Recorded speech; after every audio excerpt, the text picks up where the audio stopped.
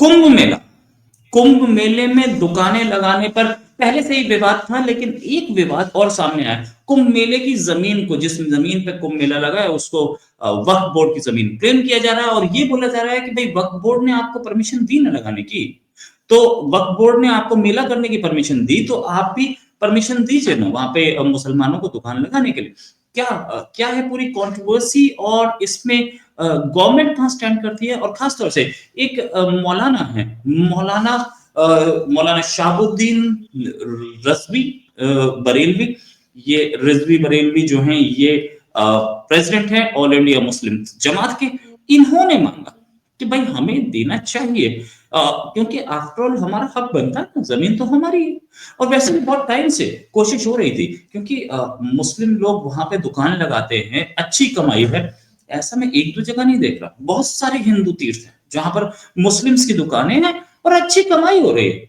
वो भले ही विश्वास ना करते हो हिंदू धर्म पे, लेकिन बिजनेस के लिए सब बराबर। इसी पे बात करने के लिए हमारे साथ संजीव मीडा जी। संजीव जी, बहुत बहुत स्वागत है आपका हमारे शो में। संजीव जी, क्या कंट्रोवर्सी है? क्या सच में ये वह की जमीन पर है? और क्या मुस्लिम्स को लगाने देनी चाहिए दुकान? रोहित जी, देखिए, ये जो मामला कहाँ से निकल के आया है, इसके बारे में थोड़ा सा मैं आपको थोड़ा सा पीछे लेके जाऊंगा। कि जब ये तय हो रहा था कि यहाँ पे प्रयागराज में इस तरीके से कुंभ मेले का आयोजन होगा, तो कई सारे हिंदू संगठन उस वक्त सामने आए थे कि देखिए, हम लोग कभी भी मुस्लिम के किसी भी फेस्टिवल में हमें अलाउ नहीं करा जाता पार्टिसिपेट करने के लिए, कोई दुकान लगाने के लिए। हम मस्जिद के अंदर जा नहीं सकते, और अगर उनका कोई भी फेस्टिवल हो, चाहे ईद हो या उसके अलावा और भी जो फेस्टिवल होते हैं, वहां पे हमें कभी भी प्रोत्साहन नहीं दिया जाता। कभी भी हम लोग अपनी दुकान जाके उन लोगों के बीच में नहीं लगा पाते। मगर जब भी कोई हिंदू हिंदू का कोई इस तरह का फेस्टिवल होता है, जैसे कि कुंभ मेला हो रहा है, जो कि अब की बारी ये जो महाकुंभ है, ये लगभग 12 साल के बाद प्रयागराज में वापिस हो रहा है। तो यहाँ पे हिंदू संगठनों ने कहा कि हम, ठीक है, हम लोग मुस्लिम के किसी फेस्टिवल में नहीं जा सकते हैं, वहां दुकानदारी नहीं लगा सकते हैं, इसी तरीके से उनको हमें उनको अलाउ नहीं करना चाहिए। अब पिछले दिनों में हमने देखा था कि जिस टाइम पे बरसात हो रही थी, और उस टाइम पे यहाँ पे कावड़ यात्रा जब यूपी में निकलती है उस टाइम पर, तो उस टाइम पे जो गवर्नमेंट ऑफ यूपी की तरफ से एक फरमान जारी करा गया था कि जितनी भी दुकानें हैं, वो उस पे जो अपना नाम लिखती है दुकान पे, उस पे ओनर का नाम भी लिखना पड़ेगा। उसके बाद जो ग्राहक है, उसकी चॉइस होगी कि वो उस दुकान से सामान ले ना ले।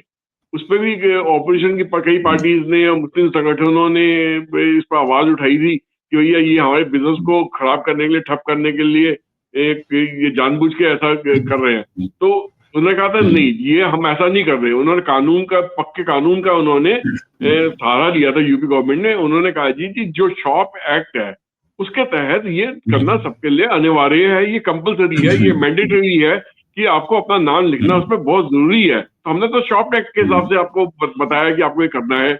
तो उसके अगेंस्ट कोर्ट भी कुछ नहीं बोल पाई, हो गई कि ठीक है जी, करना जो करना है करो आप। तो उसमें देखा गया कि जितने भी मुस्लिम की दुकानें थी, उन्होंने जो अपना असली नाम उसमें लिखना शुरू करा कि वो दुकान किसको बिलोंग करती है। तो बहुत सारे हिंदू जो उस वक्त कावड़ यात्रा में जिन्होंने पार्टिसिपेट करा हुआ था, जो कावड़ यात्रा कर रहे थे, जो स्पिरिचुअली अपने आप को एनलाइटमेंट कर रहे थे, जो जिनके लिए वो एक तीर्थ यात्रा के बराबर थी, उन्होंने उन दुकानों पे जाना सही नहीं समझा। उन्होंने कहा कि हम अपने हिंदू की दुकान से ही सामान खरीदना पसंद करेंगे। और अब उसमें क्या हुआ, इनको थोड़ा बहुत बिजनेस का नुकसान हुआ। अब हम आते हैं कुंभ मेले पे।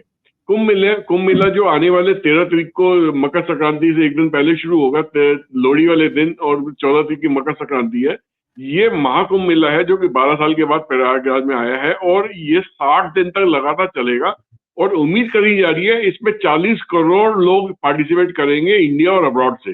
बाहर की कंट्री से भी आएंगे, इंडिया से भी आएंगे। 40 करोड़ लोग यहाँ पे टोटल आने की उम्मीद है। और अगर 40 करोड़ लोग आएंगे तो आप समझिए कि पूरे शहर के अंदर, और स्पेशली वो एरिया जहाँ पे कुंभ का मेला ऑर्गेनाइज करा जा रहा है, वहां पे जितनी भी दुकानें हैं, उनका कितना बिजनेस होगा। तो अब इनको ये लोग अपनी दुकान वहां लगा नहीं पा रहे, मुस्लिम संगठन के लोग या जो है, इनको इन पे दबाव डाला हिंदू संगठनों की वजह से भी। जो अगर हम आपके यहाँ नहीं लगा सकते तो आप भी हमारे यहाँ पे नहीं लगा सकते हैं। तो अब उसके उसके उसके अंगेज जो है, जो मौलाना शहाबुद्दीन रजवी बरेलवी हैं, जो कि हमेशा किसी ना किसी कंट्रोवर्सी में ही फंसे रहते हैं। उनका उनका जो स्टेटमेंट हमेशा जो होता है कंट्रोवर्सी से भरा होता है। अपने आप को एक इकोनॉमिक स्कॉलर कहते हैं और अपने आप को एक सोशल सोशल एक्टिविस्ट कहते हैं। बरेली के रहने वाले हैं ये, और ये ऑल इंडिया मुस्लिम जमात के प्रेसिडेंट भी हैं, और ये बहुत क्लोजली एसोसिएटेड है दरगाह अल्लाह हजरत के भी, तो जो कि एक स्पिरिचुअल सेंटर है बरेली में। उन्होंने एक स्टेटमेंट ऐसे जारी करी जिसपे उन्होंने कहा कि देखिए जी, ये पूरी जमीन जिसपे आपने कुंभ मेला का ऑर्गेनाइज करा है, ये सारी वक्फ बोर्ड को बिलोंग करती है।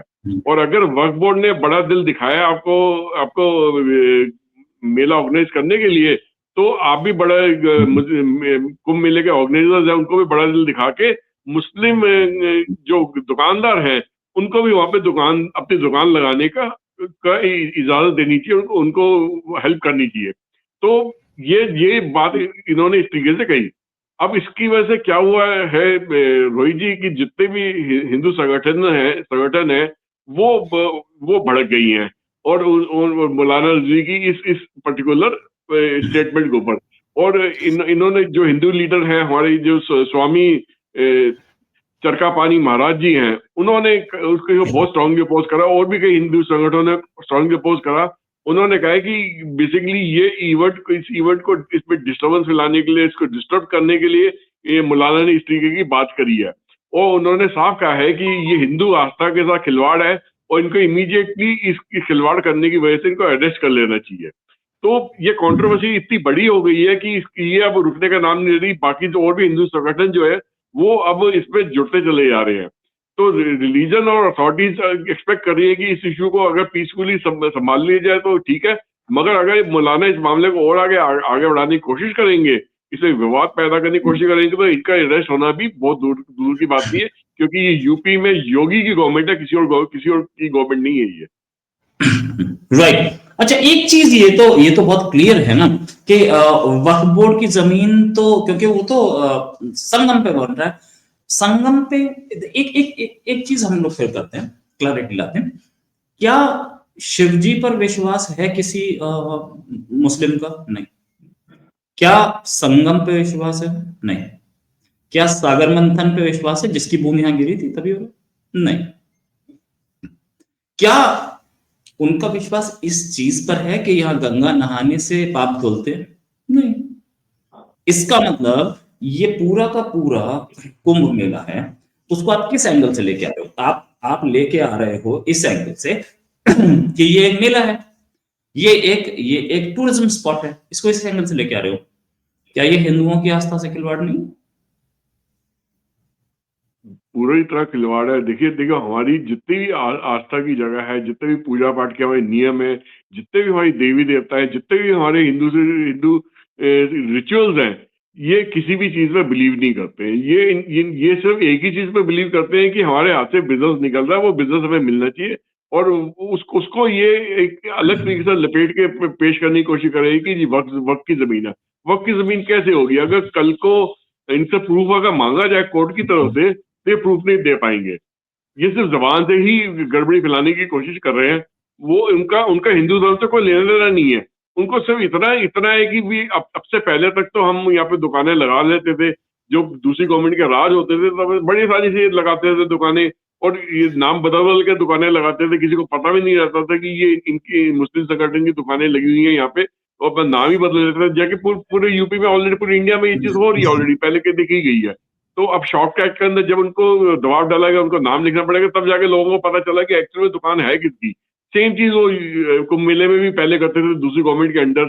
अब तक तो उनको यहाँ से भरपूर पैसा कमाया, कि करोड़ों के हिसाब से लोग आते हैं। जब लोग आते हैं तो हर टाइप का गुड्स एंड सर्विसेज बिकती है उस एरिया के अंदर, चाहे वो पूजा पाठ से जुड़ी सामग्री हो, चाहे वो वस्त्र हो, चाहे वो अपना खाने पीने का सामान हो, चाहे ट्रैवल टिकटिंग हो, ट्रैवलिंग हो, बहुत सारी चीज, इतनी सारी चीजें कि जिसके बारे में आप सोच नहीं सकते।